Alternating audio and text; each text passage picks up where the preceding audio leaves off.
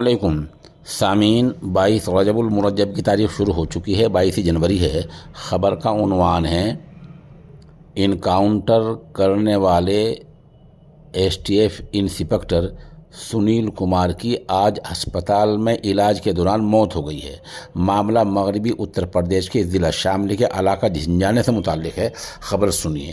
بتا دیں، دو دن پہلے پیر کی رات میں لگ بھگ 2 بجے بدماشوں کے ساتھ انسپکٹر سنیل کمار اور ان کی ٹیم کا تصادم ہوتا اور انکاؤنٹر ہوا تھا۔ آپس میں زبردست فائرنگ ہوئی تھی۔ اسی فائرنگ میں 4 بدماش مارے گئے تھے، لیکن سنیل کمار زخمی ہو گئے تھے، جن کو پہلے کرنال ہسپتال لے جایا گیا، بعد میں گڑگاؤں کے میدانتا ہسپتال لے جایا گیا، جہاں آج ان کی موت ہو گئی ہے۔ اب خبر سنیے تفصیل سے۔ S T F inspector Sunil Kumar جو انکاؤنٹر میں زخمی ہوئے تھے، علاج کے دوران موت کے منہ میں چلے گئے ہیں۔ قابل ذکر ہے کہ سنیل کمار 2 دن پہلے رات میں شاملی میں بدماشوں کے ساتھ تصادم میں زخمی ہو گئے تھے۔ ڈاکٹروں کی ٹیم نے منگل کو سنیل کے پیٹ سے ایک گولی نکال دی تھی، لیکن ان کی حالت نازک بنی ہوئی تھی۔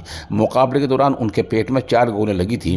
S P Shamli Ram civic Gautam نے صحافیوں کو بتایا کہ ایس ٹی ایف میرٹھ کے ساتھ یہ تصادم ہوا تھا اور یہاں ضلع میں مقیم کالا اور کگا گینگ کے ارکان کے ساتھ تصادم ہوا تھا۔